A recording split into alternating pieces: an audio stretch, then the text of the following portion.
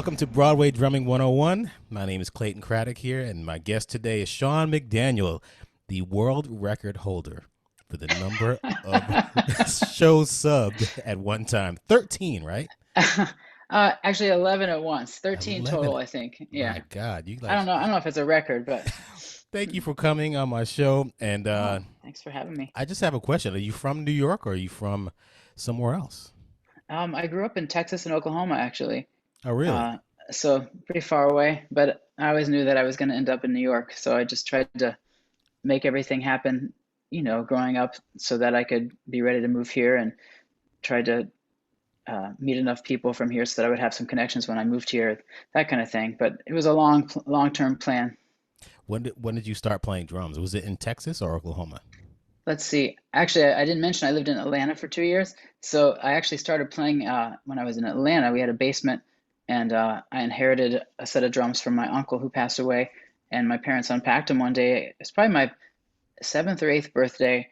And my dad was also a drummer, so he showed me some basic rock beats, and I just started playing along with Hart and Bryan Adams albums, and um, started playing guitar and keyboard and singing and writing songs, and basically just wanted to be a rock star. And um, kept just going from there. So that was about seven or eight, and we moved to Oklahoma and Texas, and kept playing all those places, always in the public school music scene and band and musicals and orchestra and show choir and jazz band, all that stuff.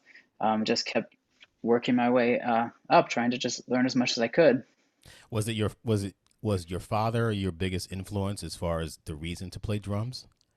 Um, I don't know. I mean, he was definitely one of them because he knew those basic rock beats to show me, and also so his brother was who I inherited the drums from, and my mom's brother was also a drummer. So there were three drummers in the family. Wow. Um, that the only one of them that was professional was my uncle, but they all played, so they could show me beats, and I just tried to I would hear a song on the radio, and I would ask my dad how to play that. I remember when he tried to show me Ticket to Ride one time, because it was such a complicated beat for a little kid. So that was a good moment, and yeah, so having that family support was always important. I never had my parents telling me that I needed to go into something else. They just, I think, from that early age, assumed I was going to be doing music because I just gravitated towards it. As soon as I got those drums.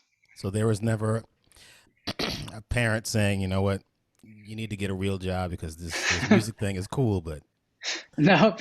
I was that's lucky. great. My grandmother was also a professional musician. She was a violinist, and she played in the Fort Worth Symphony in Texas. So they always had a professional musician in the family, so they knew it was a viable career option and that you can make a living, and that it was a real job and something you can do. So I was lucky that I had that in the family, so I wasn't breaking new ground becoming a musician. Did you have certain drummers, like rock star drummers that you idolized growing up? Other than Steve Gadd, and everybody says Steve Yeah. Gadd. I think early on it was probably like Ricky Rocket from the band Poison. Really? That was Wow. yeah, that was a big one. did you have Um, did you have big hair when you were young? Did you I grow your hair didn't. out? I mean, I kind of spiked it up with gel, but I never had the long rock star hair. Um, but yeah, like those bands and Tommy Lee. I was into those kind of heavy metal bands for a while till I got into jazzier stuff. I started listening to Dave Weckl. I guess my drum teacher gave me a tape, um, a bootleg of Master Plan, and Mm. so I got into that, and then so that led me to like drum music, like fusiony stuff, which led me to actual jazz, and getting to learn what the drummers I liked grew up listening to. So I had all the phases of fusion and jazz and all that stuff. Um, and I was taking privately and playing in the jazz band in high school, but I didn't really get heavily into jazz until college because I went to North Texas, which had a big jazz program, and Ed Soph really helped me with a lot of that stuff.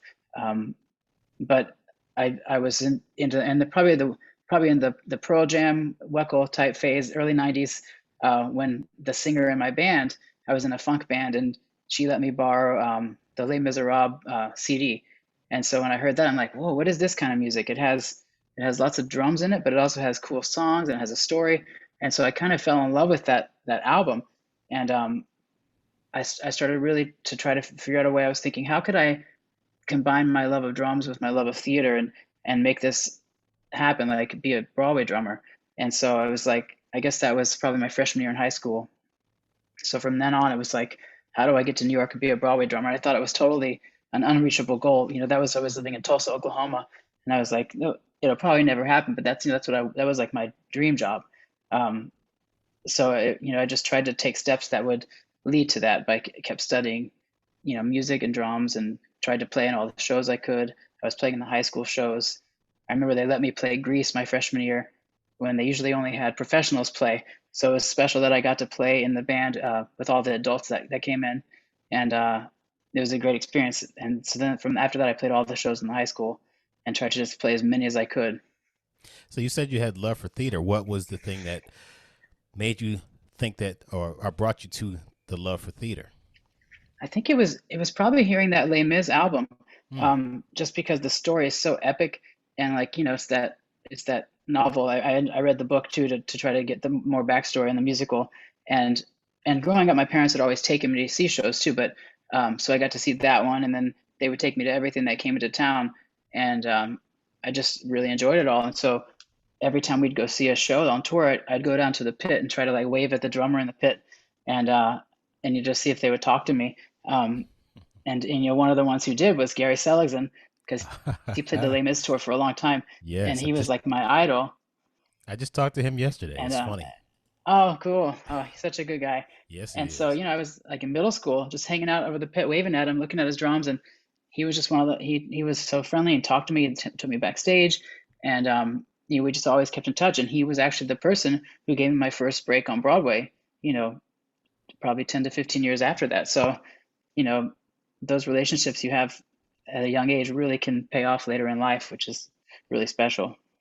So after high school, you went to North Texas State. Now, why Mhm. Texas State and not Berkeley or NYU or some other place? Well, so I definitely wanted, to do a drum school. So I had that Modern Drummer article of all the drum schools. I think it had Miami, Berkeley, North Texas, and Indiana maybe. So I looked at North Texas, I looked at Indiana, I looked at like Juilliard and Manhattan School of Music. I did classical auditions at those places. I was way out of my league.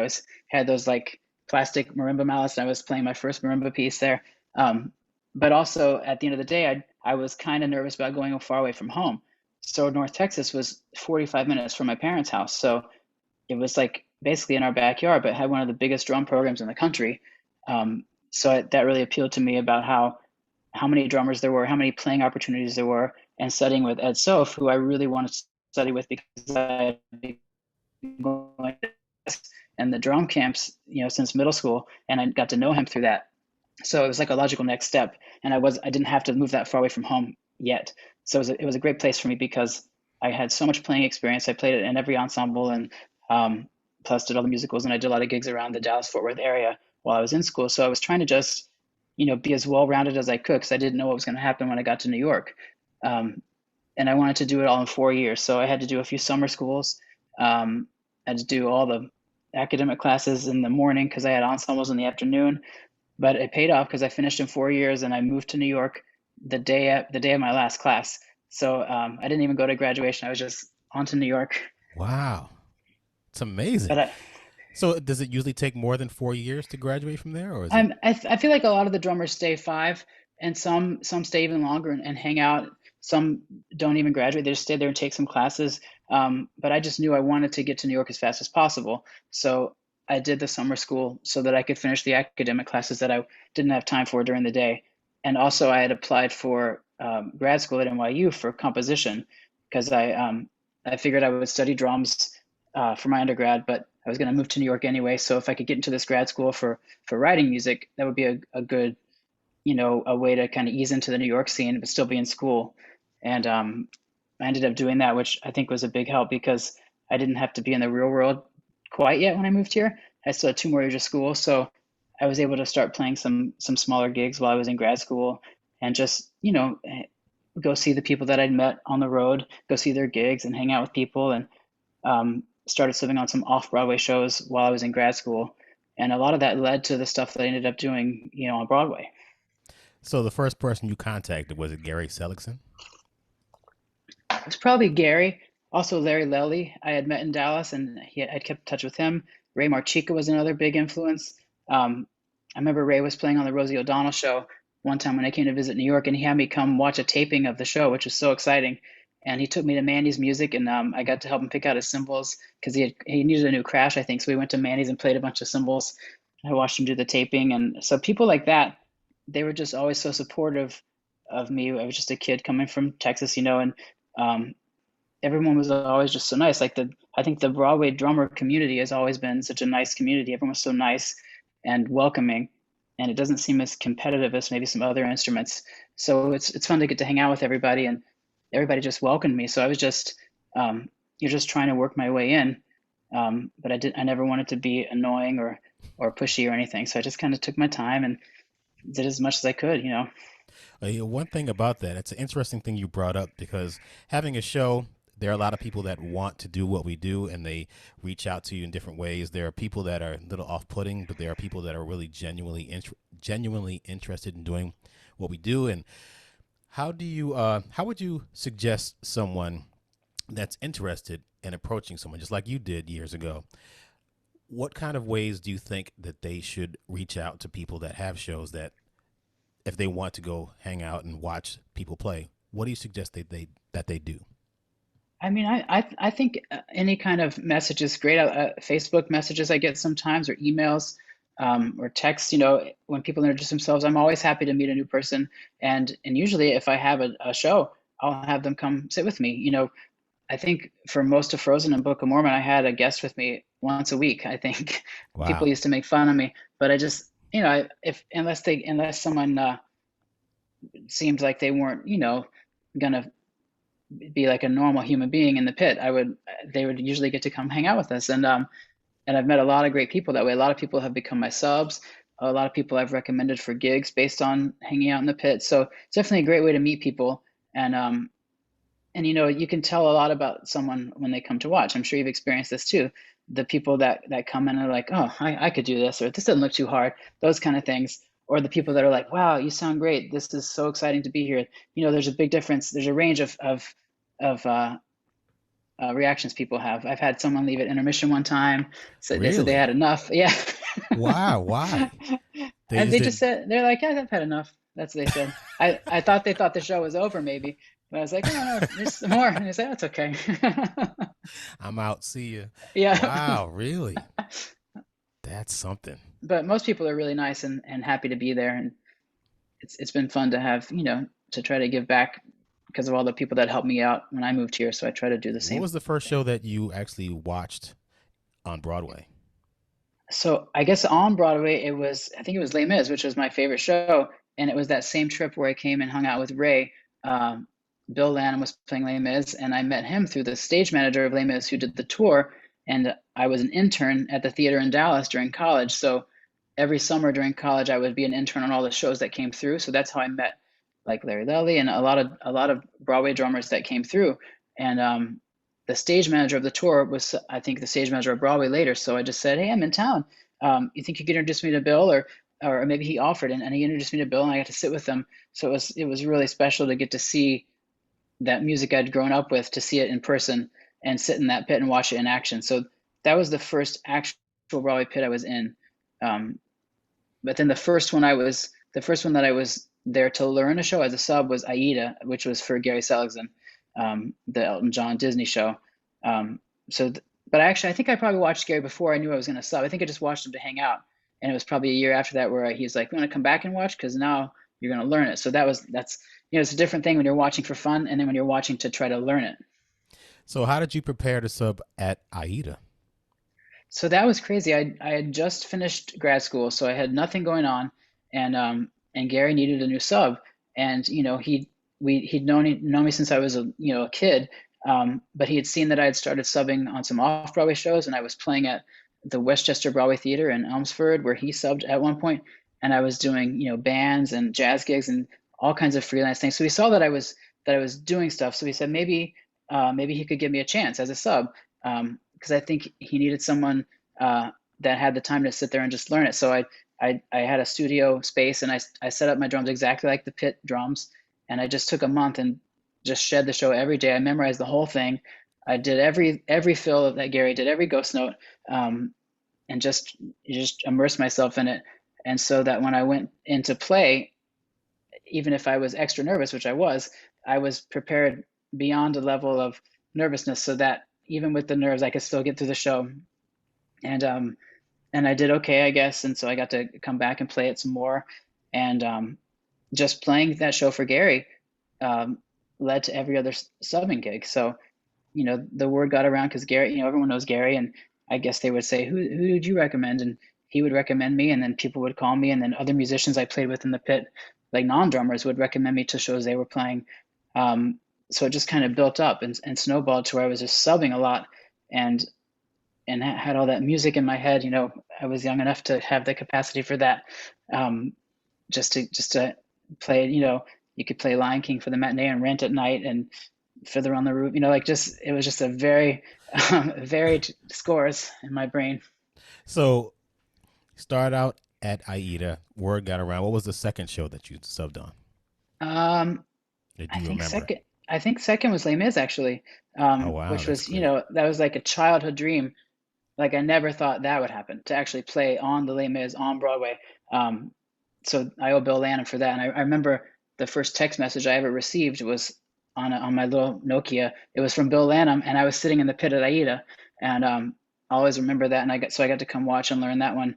Um, and Les Mis was hard because since it opened in the 80s, they didn't have the fancy monitoring system that they had at Aida. So you had a hotspot, like one of those little stand monitors, and you could turn it on or off basically. And it had just keyboard, bass, and maybe guitar. Like that was it. You couldn't hear the vocals. Um, it was scary, but I was so glad I got to do it. It was so rewarding that I got to fulfill that dream. So I always will appreciate Bill for that. You said you worked on some off Broadway shows before, before you Hmm. got some Broadway gigs. What were the off Broadway shows? So I got one through that same stage manager, Tom Schilling, who I'd met in Dallas, hooked me up with an MD, Bruce Coyle, who was doing the show called The Gory Details, which was based on Edward Gorey's cartoons. It was a really quirky show, but I was still in grad school, so I thought I'd hit the big time because I had my name in a playbill and it was an off-Broadway show. I don't I probably paid, I don't remember what it paid, but I was getting a paycheck and I was like, this is it. This is the real New York life. So I was trying to balance that with grad school, but luckily it didn't run very long. It was a short-lived run, but it was the Union Square Theater on, it was at 16th, the Century Center down there, right by Union Square, and so that was the first one. But then I ended up subbing on a show called Bat Boy, which Oh was, yeah, Matt Beck was yeah, in that band, right? yeah, and Yes. Matt Urbano Who was the and drummer Greg on that Saff one? was playing. I think Matt, it was Ed Fast. Okay. Who was a friend of Gary Selig's. And once again, Tom Schilling, same stage manager, it keeps coming back to him. And Gary hooked me up with that gig, which is where I met Alex Lockamore. He was the MD.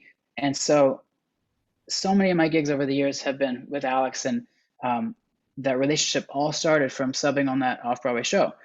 So if I had, gone in and done terribly there, that could have been the end of my relationship. But luckily, I prepared and I did well there. And it was a fun show. One thing that I think happens a lot if you establish a relationship with a musical director and they like what you do, you generally get hired by that person over and over again, which is a good thing. Hmm. And Oh, that's yeah. kind of happened to me with Kenny Seymour and other people that I've worked with over the years that like what I've done, and so it's definitely good to establish that relationship, and hopefully that will lead to bigger things, which Hmm. it did with you. Which your first Broadway show was what? Where So you the were the first drum one, check. that was Spamalot. It was the Monty Python musical, and that came through Michael Keller, who, if you don't know, he's one of the contractors on Broadway. So he's one of the people that hires the bands for these shows. But as you know, and a lot of drummers know, most of the time the drummers are already hired by either the composer or the music director, and they're already on board. But for some reason, Spamalot didn't have that situation. So Michael Keller was asked. He was the contractor, so he was asked to recommend a drummer. So I was subbing on so many of his shows that he had been hearing my name from people, and that I was doing, you know, all different styles of shows. And Spamalot had a mix of styles, so they needed someone versatile. So Michael recommended me to the music director, who was Todd Ellison. And so I had to go do an interview with Todd and the choreographer Casey Nicola, who's now a huge director.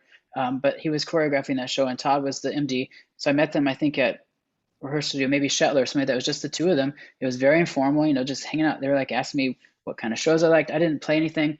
And then I go home, and then the next day I'm in rehearsal for a Broadway show, making up drum parts. Like, I didn't even know that's what you did. Like, they're just like, here's the piano part. We're working on this scene. Just play some stuff.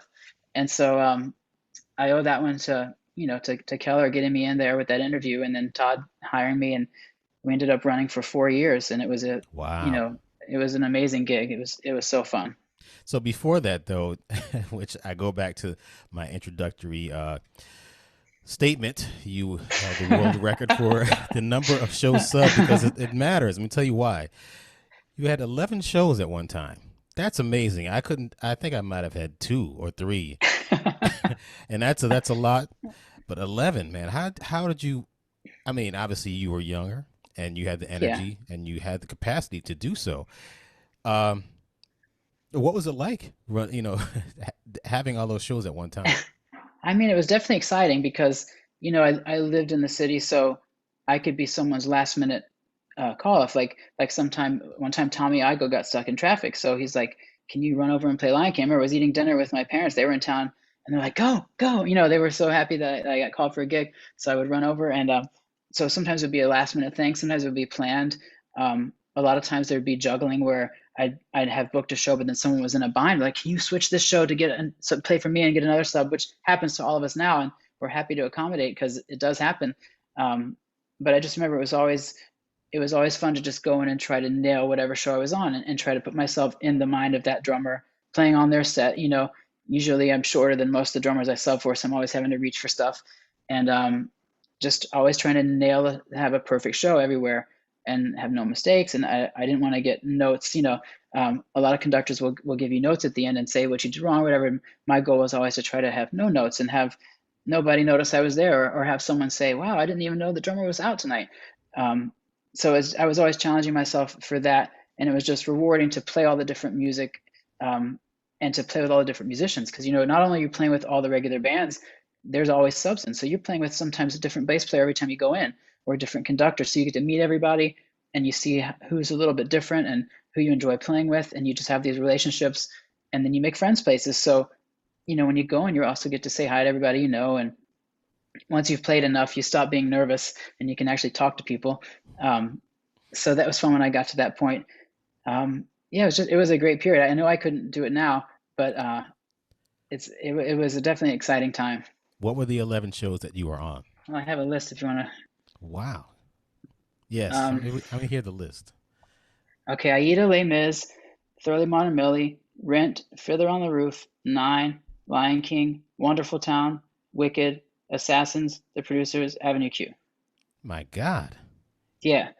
So That's busy time. the thing about that, it just shows you how versatile you are. You're like the Vinnie Colaiuta of Broadway drumming. Oh, that's Holy a good cow, comparison. man.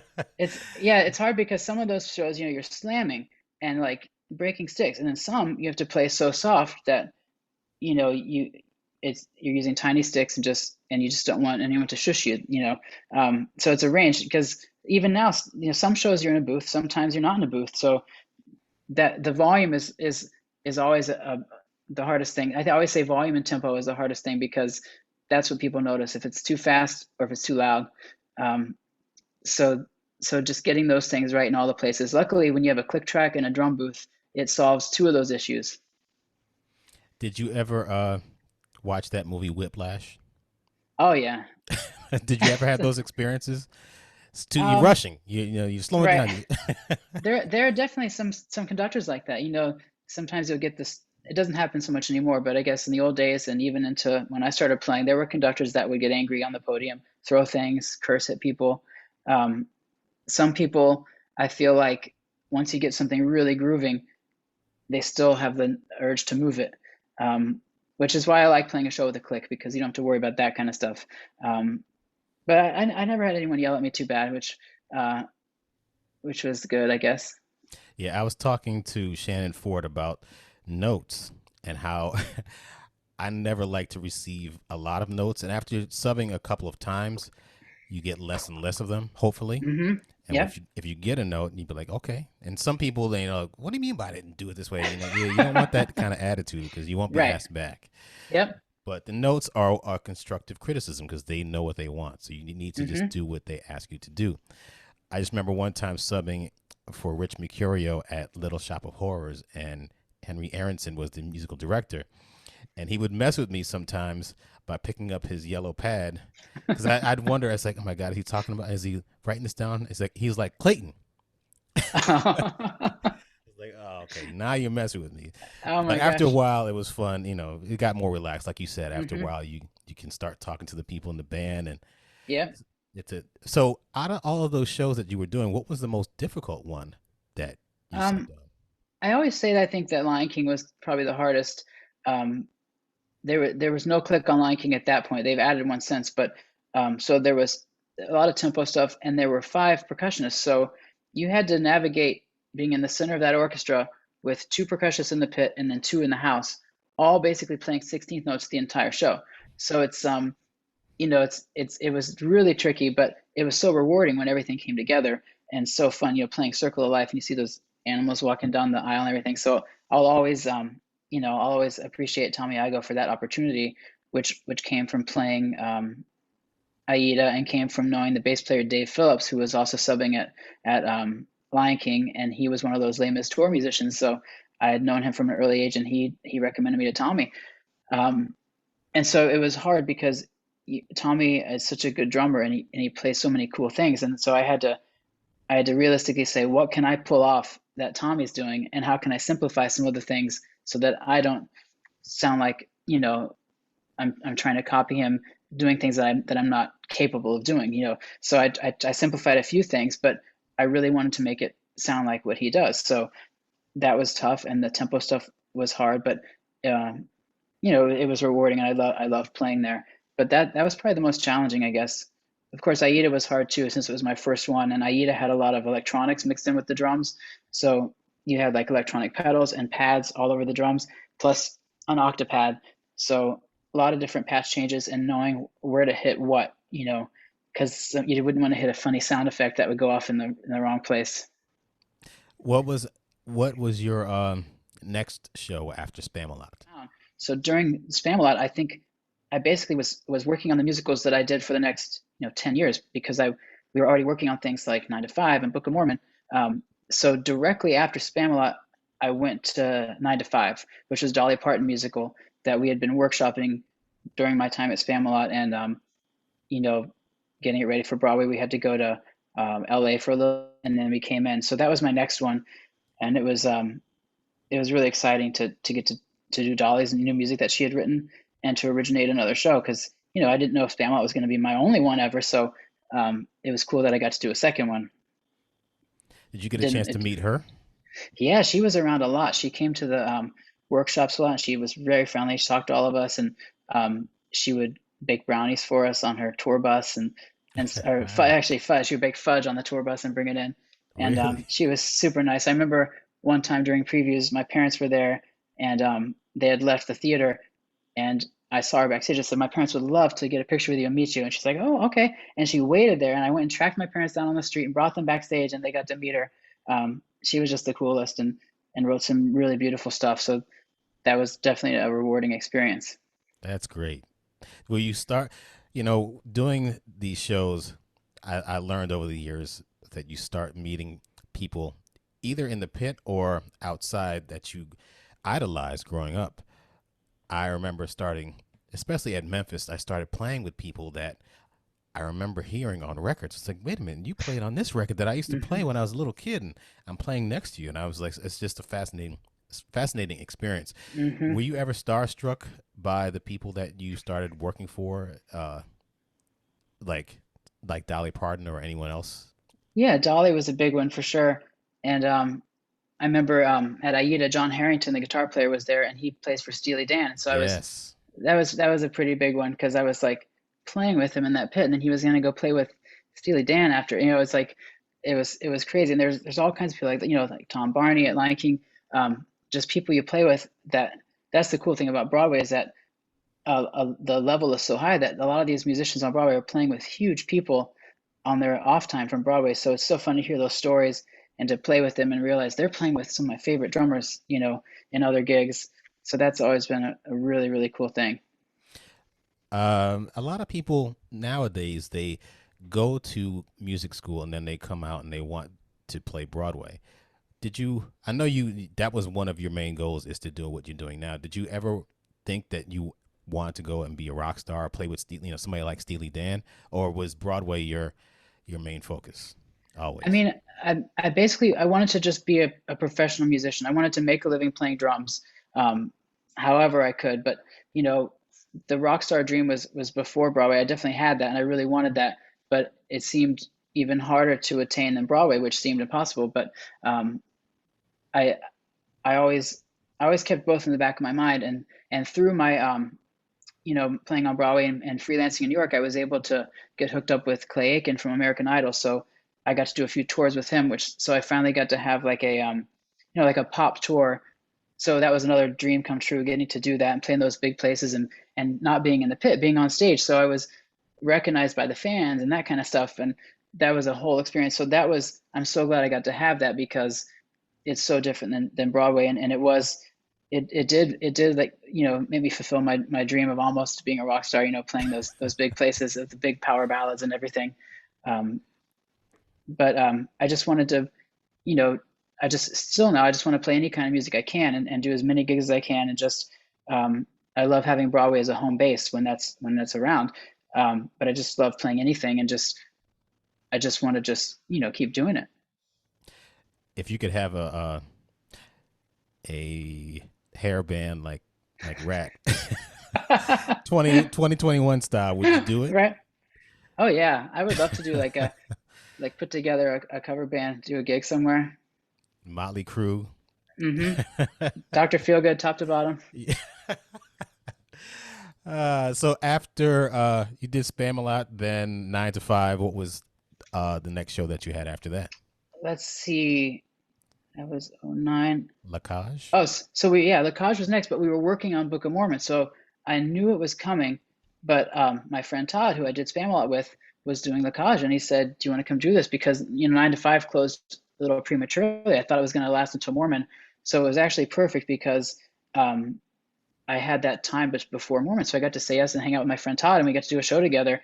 And it was the first time I'd done a show that was a revival, which means it's a show that had been done in the old days and they're bringing it back. Um, and it was also the first time I'd done a show that had been originated by someone else because it started in London. So I remember the first thing I wanted to get recordings of the London version because I wanted to make sure I was playing it. I wanted the music supervisor from London to like me, so I wanted to play it like as what he was used to hearing. So I got the pit recordings. I was in touch with the drummer out there. To just make sure I could, because so little of what drummers play on Broadway is written in the score. A lot of it is by ear and stuff people have added. So you get the charts, and I wanted to write everything in that the drummer was doing out there. So I got to do that, and then I also wanted to put my own little spin on it because this was the Broadway version. So we're doing, the New York version. So I did get to change some stuff and add some things. Um, and I was always trying to think like, where is this show set? And I was like set on an island. It was supposed to be like 1980 or something. So I was thinking, what would that drummer, because we're playing in a nightclub, I was thinking, what would that drummer have been listening to in real life? And I was thinking, he'd probably be listening to Steve Gadd back then. And so I was trying to play it, as, play the music, authentically, but play it with the in mind of how a drummer would have approached it if he was in that club on that island. So it was a fun experiment. I loved playing the show. We worked with Kelsey Grammer and Douglas Hodge and won some Tonys. And it took me right up into Book of Mormons. I actually had to leave that show early because Mormon was coming in. You were And working on Book of Mormon prior to Lacage? yeah, we spent, I think, 3 years working on Book of Mormon, um, starting with just a tiny workshop where they didn't even know if the show was going to be an animated movie or a Broadway musical. And it was like a 20-minute workshop. They had hand drawn this beautiful cartoon of like what they thought the set would look like, and they put it over in an overhead projector behind the reading stage. And yeah, we were just cracking up laughing the whole time. But we didn't know what was going to happen. And then we did another one. It kept getting longer, and they realized it was probably going to be on Broadway. Um, so I was really hoping for that to work out after the Cage, and it was a great transition. I just got to go from one to the next, which is a really cool feeling. I saw you play the show in the pit once, and I saw it from the audience. Now, there's very little that makes me say, "Oh my God, that's way out of bounds." Now, but they were like, "Oh my God, it's so irreverent. You gotta crack up." Now, for the first act, and then probably halfway through the second act, I'm not gonna reveal what happens because you got to see it. I was like, oh, I can't believe they did that. Oh yeah, It's crazy, man. But I love that stuff. it Apparently is everybody great. else did too. Yeah. Wait, some stuff we thought this is never gonna work. This is never gonna work. They won't get away with this, and it all happened, and we did it all. I was like, wow, wow. But I loved it. I love watching you play that show. And Oh, it's thanks. always it's always great to watch what other drummers do on Broadway because we all have our little things. Like some people have, like you talked about, electronics in certain areas, and some people have Hmm. a blended percussion and drum book. So each pit is very unique, and it's fun to watch. So, Book of Mormon won all the Tony Awards. Was it 20? What one? 2011. 2011. Yeah, it was right Yeah. after Memphis. Yeah, that's right. Hmm. And that ran, well, still running. And now you Still left is. that to go where?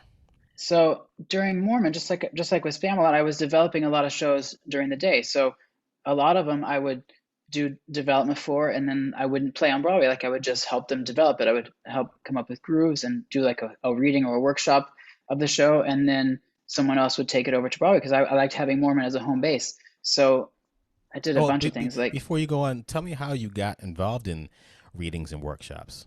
And how does uh, a drummer get involved in things like that? um, again, it all goes back to the relationships you have, and um, meeting Stephen Arimas at Wicked and Alex at Bat Boy.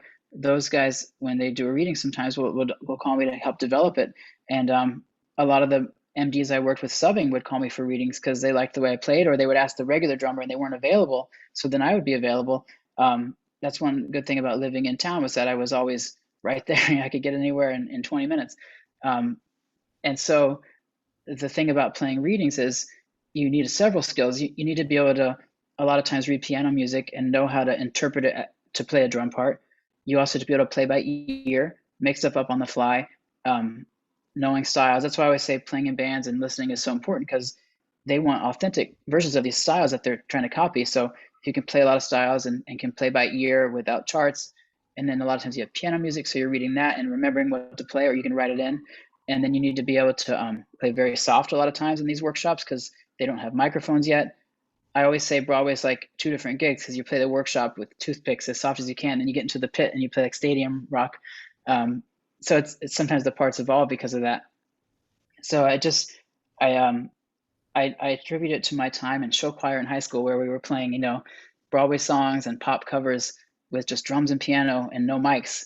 And I learned how to play soft and keep the intensity to make it sound, trying to sound like the recordings.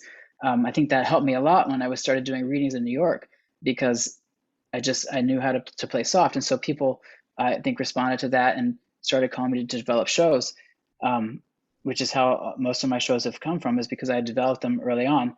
So during that Mormon run, I did a lot of shows that I didn't even play. Like I worked on Kinky Boots one time. I worked on Carrie the musical, like a bunch of things that I would do just and develop and not play. One of them was Newsies, the Disney musical. I helped develop that and write all the drum charts, but it was too soon to leave Mormon, so I trained Paul Davis, who ended up playing it, and I worked on a show called Violet during Mormon, where I took a leave of absence and went to play that on Broadway because it's complicated, but because of the way the contracts work, I was allowed to do that one because it was a nonprofit Broadway show. So I did that I got to do Hamilton during Mormon. I developed that for years and played it off Broadway. Um, but I didn't leave Mormon until Frozen came along because it was another one I'd been involved with way back since the movie. So I thought after 7 years, okay, maybe now it's time to leave Mormon, and seemed like a logical move. And so we had a great 2 year run until the pandemic, obviously. Now, as you know, leaving a Broadway show can be risky Hmm. because there's only about 20 of us doing shows, and if you leave a long running show like Book of Mormon or The Lion King, or I'm trying to remember. Oh, a Wicked, like Gary Hmm. Seligson did, and you leave Yeah. to do something else. It's a risk, so you don't know what It could be another long running show, or it could run for a week. Did you Hmm. feel apprehensive leaving, or you were like, Um, I want to do something different? I I had always wanted to do a big Disney show, and Frozen was my chance. And like I thought about it, I could have been safe and stayed at Mormon, but I really put in my time there, and I was ready for a new challenge. And since I had worked on the movie, like 5 years, 4 years before, I felt like it was like a journey that I wanted to complete, and I really wanted to be the one to be playing those songs on Broadway, and I knew it was going to be a huge orchestra. I knew it was going to be a nice pit setup. I knew we'd get to do a cast album. Plus, we did a bunch of TV things and a music video. Um, it was definitely the right move. Um, and I know we would have been still running if the pandemic hadn't happened and Disney had to pull the plug. Trying to cut costs in all departments, theme parks, everywhere, and that was their Broadway money saving, cost cutting measure. So it was sad, but I would not trade it because that was one of the best experiences ever. Oh wow, that's great. One thing I haven't really talked to people about are cast recordings. What was your first cast recording that you did? So let's see. We My first off-Broadway show we didn't record, but my second one, it was called I Sing. We did record, and this guy Billy Eichner was in that show, who's a famous personality now. He's a really funny internet guy and TV person. He was in the cast. We recorded that. I think it was at Edison Studios. Um, was it Edison or Clinton? Clinton. Wait, what's the one? Oh, I can't remember now. But whatever On it was Ninth the one. Avenue? Yeah, it was a big one. It was where they recorded Michelle Camillo's trio album with Dave Weckl. So I remember I was so excited to be in there. Um, and I was thinking, wow, this is the same reverb that Dave had. Um, and we were recording an off-Broadway show. So that was the first one, but it was a very limited budget and very quick. A lot of times even Broadway shows will record in one day. Um, but if you're lucky, they'll spring for an extra day. So it's usually pretty quick, but it wasn't the same experience as doing like Frozen, where you know you double the orchestra size for the recording, and you have lots of days and lots of hours. Um, so they have a range, depending on producing it or long, but it's always fun to get to go and record. Did you ever, playing these cast recordings? You go in there. Sometimes you do it before you do the show on Broadway. Sometimes you do it like weeks after you open. Uh, Fortunately for me, I've had the luxury of playing the show for a long period of time before we go in. So I'm used to playing the show when I can go in and make the edits that Hmm. they want, and it's like playing the show. Uh, did you have a situation at all where you weren't necessarily as prepared as you wanted to be? Was it any nerve wracking experiences? Um, I mean, yeah, it's great when you can do it after you've been playing the show because all your parts are solidified. You know what you're going to play where. You and the bass player know what you're going to do. I guess for Spamalot, they wanted to have it. They wanted to be able to sell the CD on opening night, so they wanted it already recorded before we opened. So we had done the show in Chicago as pre-Broadway, and then we came to New York and did the album before we started performances. So we had a whole new band of people who were sight reading in the studio basically. And I remember we had to set up, so I knew the show and the piano players in the show and the conductor in the show, but we were basically training this whole orchestra to do the whole show to record it. And it was at the right track, which is closed now. It was it 37th or 39th, a big huge right track. It was like a gymnasium. And so they were setting up for the recording. So they had me in this booth, which was amazing. It sounded great. And they had the orchestra in the big room and everyone was out. And they're like, but we need to rehearse first. Can you move the drums out into the main room? And they're like, no, sorry, we already mic'd them.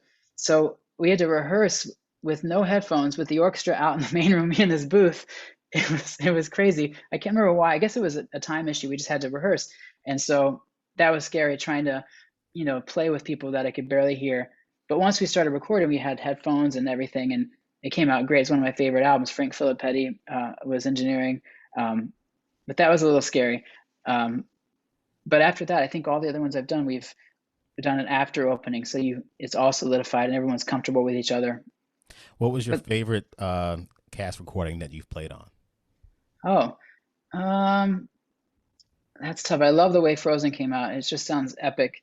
Um, and has a huge orchestra. But Spamalot, even though it was my first one, it has a really, I like the sound of the drums on it.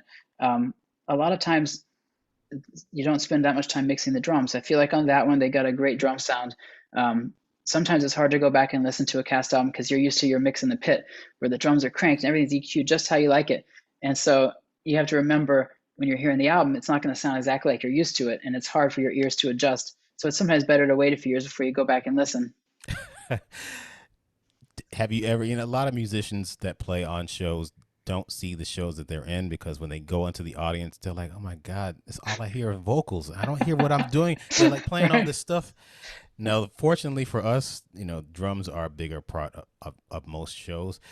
Have you seen most of the shows that you played in the No, in the I audience? never have, and it's basically for that reason because I feel like if I saw it and heard what it sounded like, it would make me play differently, and I maybe would regret some things, or I would be mad that some things weren't loud enough. So I don't ever want to see what it's like in the house. But for the good news for drummers is that a lot of times when the show's being put together, we get to sit in the audience while we're playing, while they're teching the show. We like when they're putting everything together. So we actually do see the show and we see all the special effects and the sets, and we're just playing along. So we're hearing ourselves before we move into the pit. So that's great that we get to have that experience. And then usually we'll get to have a TV monitor of the stage so we can see it from the pit. But that's how I prefer to see my own shows. And Yeah, I did see Ain't Too Proud not recently, but in 2019, and I was brought to tears at the end. I'm like, oh my God, this oh, is that's so so good. cool. Oh, that's amazing. But yeah, maybe I'm just fortunate to have shows that are more groove oriented and I can Hmm. hear myself. But yeah, hearing how they put the orchestra down and the vocals up, I'm like, can you just like boost it up? And then you get, Right. like you said, you get upset with the things that you can't hear. And plus, like you said, Hmm. you're in the pit and you get to dial in exactly what you want. Uh, Yeah. what do you think the most important thing a drummer should know about being a success on Broadway? Um, let's see. I mean, I think it goes back to the thing I said about relationships and just being nice to everyone along the way because you never know who's going to be the one to give you gigs. So those personal skills are so important and having good relationships, but that's half of it. The other half is the playing, and you always have to be able to back up, your personality with your playing because you're going to want them to ask you back for both those things, not just for one. And so, staying fresh with your playing and always, staying on top of new music that's out there, always listening. So you don't, especially if you're doing like a long run, you don't want to get stale on the music or on what else is going on outside your show. So I think those are really important things. Just trying to be the best person you can and the best player you can, not just on the Broadway music, but on every kind of music. When you do long running shows, how do you keep things fresh? Well, I'm sure most people know this, but you're allowed to take off from the show whenever you can take off up to half the year. I mean, you don't want to take advantage of that rule, but if you're having a day where you're like, I don't feel like playing that tonight, you can call a sub. So that's one of the beauties of it. Plus, if you have another gig, you can call a sub. So I think the way to stay fresh is to do as many outside gigs as you can. Even if it doesn't pay well, you just take it because you'll get a night off from your show and you get to play some new music. So that's one way is taking breaks and doing other things, but also when you're there, keeping it fresh because is first of all the audience is seeing it for the first time, so you got to think about that. Okay, I can't be complacent because they've never heard this before, so I got to give them the same show I gave on opening night. And the other thing is there's always going to be different musicians in the pit, so sometimes we'll have a different bass player and it'll make me play differently, so that keeps it fresh.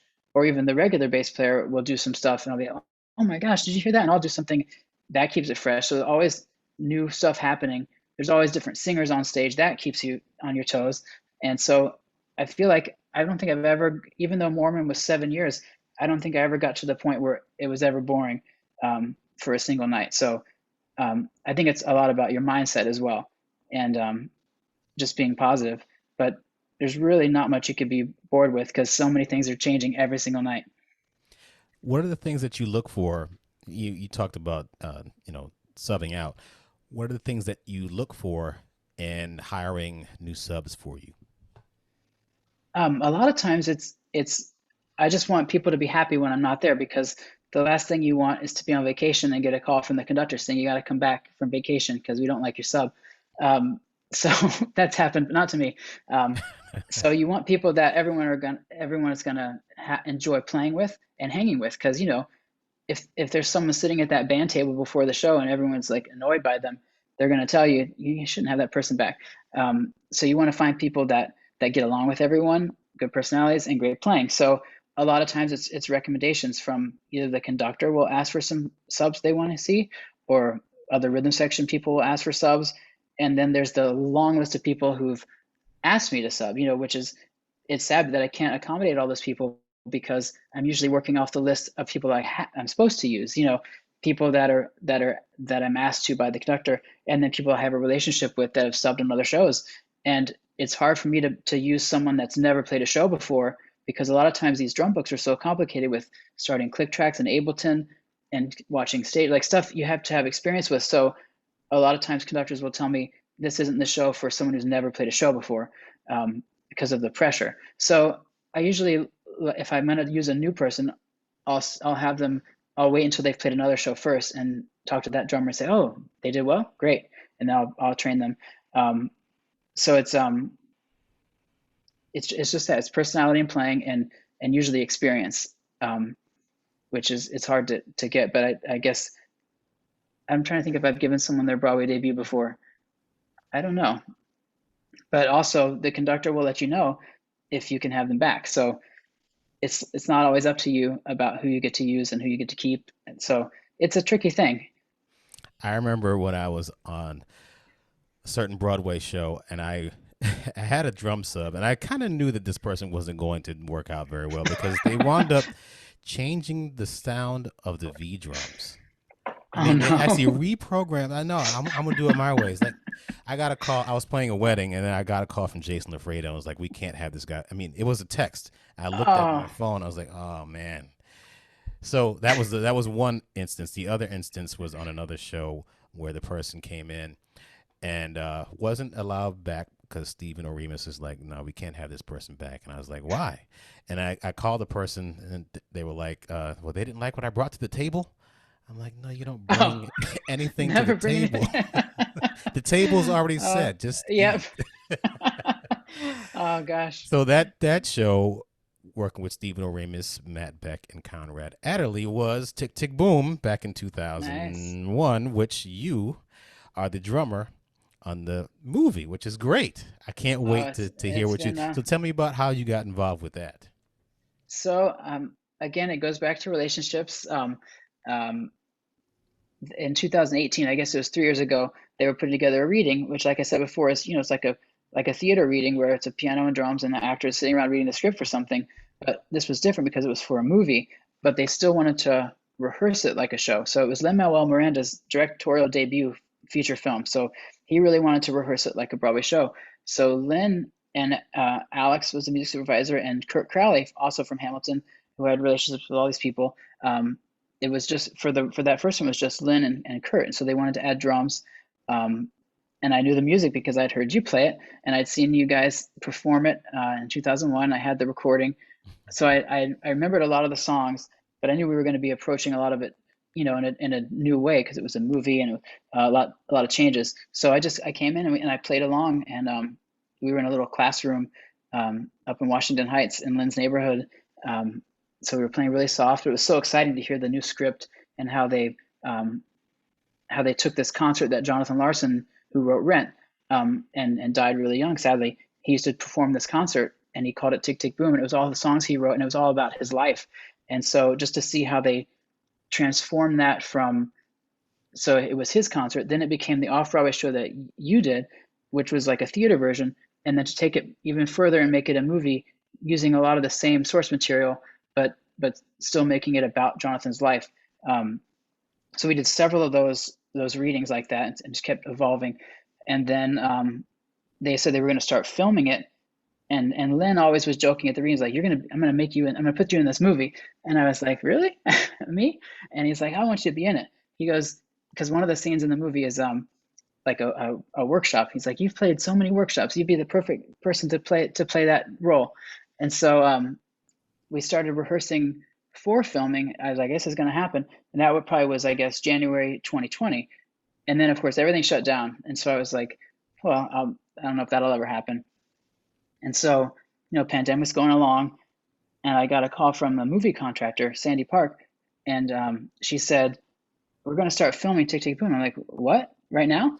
And and at the time, my husband was away on another movie, and I have my son here, and I'm like, "What am I supposed to do?" I had to move to Brooklyn for a month to quarantine and film this movie, and I was like, "I don't know if I can make this happen." So it was a lot of moving parts. I had to fly my mom up here. She had to quarantine for 2 weeks before she was allowed to come into our building and take care of my son. She took my son. She's, in her 70s, going to skate parks every day after school with my son, and she was amazing.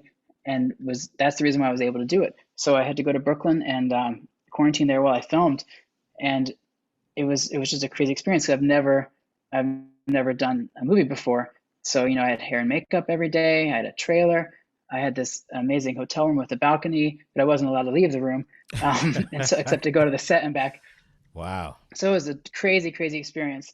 But playing wise, I was playing on set, but I was hearing the music that I had recorded for the demos for the songs. So I was trying to match exactly what I played on those demos, and then 6 months later, we went back and re-recorded them again, but in a big studio, and did a few more little tweaks. But so when the movie comes out, you'll hear me and you'll see me, and hopefully it'll look like I'm doing all the right stuff. Do you know how many scenes that you're going to be in? So I'm in two big ones. Basically, whenever there's live music in the story, I'm the drummer in those scenes. So sometimes they'll flash back and forth to them. So there'll be several spots I think where you'll see me um, playing or sitting there or whatever. But yeah, it was very exciting. No speaking parts, I suppose. No speaking. No one wants to hear me talk. You can act. All right. Um, what are some of the things that a drummer, either on who has their own chair, I should say, what are some things that like a drummer that's subbing on a show should never do in a Broadway pit? So, um, well, like you said earlier, bringing stuff to the table. You're really supposed to, as a sub, you're supposed to be copying everything they do. Every ghost note, every fill, every dynamic, all that stuff. It's not so much later when you're subbing and you get really comfortable, and it's the kind of show that allows maybe a different fill sometimes, and you can do that, and the band will be like, oh yeah, cool. But if you start doing too much, and the actors start noticing or the MD complains, that's when you probably might not get asked back, or you might get more notes. So it's best to start off just copying everything and trying to get into the feel of that drummer, the feel and sound of that drummer the best that you can. What are some things that drummers should always do in a Broadway pit? Well, the biggest thing is stare at the conductor. Just always be looking at the conductor. That's why it's so important to have this music in your body. Like I said on Aida, it was my first one. I memorized it all. I didn't even look at the charts. But that's a lot to ask on every single show. So usually the music is put in a place where you have a sight line to the conductor. But if it's not, they just always want to know that you're communicating with them, because if they need to move something, if they need to tell you something, you need to be looking. They don't want to ever have to get your attention. Especially as a sub, because they're already going to be nervous that the regular drummer is not there. So that communication is so important, and just being nice to everyone, because you want to be asked back. On the long running shows that you've had, you talk about memorizing the show. Do you still have the music there, and do you look at it, or do you just have it there just as a, collecting dust? I mean, I always have it there, and I always flip the pages, because if you zone out, which could happen, like you like start daydreaming or something, and you look up and you're like, wait, where were we? And so, especially if there's a show like Mormon or Frozen, where you're running click tracks and samples and things, you want to always have that in front of you so you can glance up and be like, I'm on that patch. So I always keep it there and flip the pages, even if I'm not reading the notes. But it's just great to have the visual reminder, and also the muscle memory of turning pages is going to keep you in the form of the song, because if you're always turning pages in the same exact spot, um, your body just knows where you are. So I think that's important. You know what? I got to tell you, it's probably something I should probably do because I don't do that. And yes, you can zone out. And there's some times where it's like click, click, and you're like, oh shit, what song am I in? And I gotta go ba ba da boom, and I'm like, oh fuck, Hmm. I can't do that. I can't zone out. So yeah, you always have to be focused. That's you know what. Hmm. When we go back, I think I'm gonna open up my book for the Just first time. for looks, just have it there. I'm sure you have plenty of endorsements. Who are some of your the people that you So endorse? I've The been companies. lucky enough to the longest one is DW, and that was another childhood dream. Ricky Rocket and Tommy Lee always had those DW kits, um, and I just always was into it. So that was my high school graduation gift from my parents, was a DW kit, which I still have and I've used on several Broadway shows. Um, so I thought when Spamalot happened, oh, I can finally get endorsements. I was like, I send the press kit around. It didn't really happen like that because, more now, I guess Broadway is on a more national level with those kind of things. But back then it wasn't as big. So that wasn't enough. But then I remember once Spamalot, we won the Grammy Award, which in the drum company world, Grammys are, that's something they understand. They don't know what Tonys are. But so that's when I got the DW endorsement. And after that, I got Remo and Vic Firth, but now I use Evans. I still use Vic Firth, and I got Peisty when I got the Clay Aiken tour, but now I use Sabian. So right now it's DW, Evans, Vic Firth, and Sabian, and they've all been amazing. And having the relationship with the company, just something that like I don't take for granted, because when you need something, they can get it to you. They can make you special things that you can't buy other places. Just having that direct line of contact, I think, is so helpful. And then when you're playing in another city, DW always has a set that I can use, and you just know it's going to be consistent. Um, and so this, I think it's really great to have, and I really appreciate all these companies for everything they've done. So you've worked with Idina Menzel, Cheyenne Jackson, Ruben Studdard, Ariana Grande, and Jane Lynch. Who are you working with right now? Right now, it's just finishing up the Tick Tick Boom movie. I've been doing some concerts. Some clubs are starting to open up again. So the past 2 weeks, I've had some concerts. One was like kind of singer-songwriter, and one was kind of pop covers. Um, I might have another TV project coming up soon. I'm doing an album right now for a composer named Scott Allen, which I'm doing for my own studio. So things like that. A lot of the home recording has been a lifesaver during the pandemic because I've been able to do stuff on my own time. People send me tracks and I can record them and send them back. So that's mostly what I've been doing lately while I'm waiting for live performing to really come back. Is there a Broadway show that looks like it's in the pipeline for you coming up? Not right now. It's a strange time because since 2004, I've always known what my next Broadway show is going to be, and right now I don't, because I haven't been doing as much development in the past year. And normally at least once a month I'll do a workshop or a reading of a new show, and haven't had that experience because of the pandemic. So I don't know what's going to be next. I'm hoping that I have one, because it's just really what I love to do, and I hope I get the chance to be creative on another new score, and um, help put it together, and we'll see when that happens. I guarantee you that you're going to be working like Uh, September 15th. As soon as Broadway opens on the 14th, you'll be like, Sean, I need you here. Trust me, you too good to Thanks. We'll be see. like unemployed like me. Uh, you're very sweet. uh, you where can people find you on social media, internet? Yeah, my website is smdrums.com, and I'm on Facebook and Instagram and Twitter if you want to reach out. Um, I'm happy to hear from everybody. You give lessons? Yeah, I was doing Zoom lessons during the pandemic. It was the first time, I had nights free, and I was like, people that had asked me to do lessons, I was able to do it. So I did some over Zoom, and now I've even started doing some in person again at my studio, which has been really fun you know, to get to help people with their sound and their feel and see some progress. It's really rewarding. Sean McDaniel, thank you very much for being part of this conversation. You have so much Thanks for wisdom having to me. share. And as one last thing, I was talking to Matt Vanderand, and he was telling me that uh, a lot of opportunities opened up for him once you got your own show because you were subbing everywhere, and all the people needed to replace you. Oh, that's pretty funny. So I think, like I said before, you're going to be working in no time, and you have so much wisdom to share. And I thank you for coming on the show. Oh, thank you so much, Clayton, for having me. And we will definitely talk soon. I'm sure I'll see you on the Broadway campus sooner than later. Hopefully.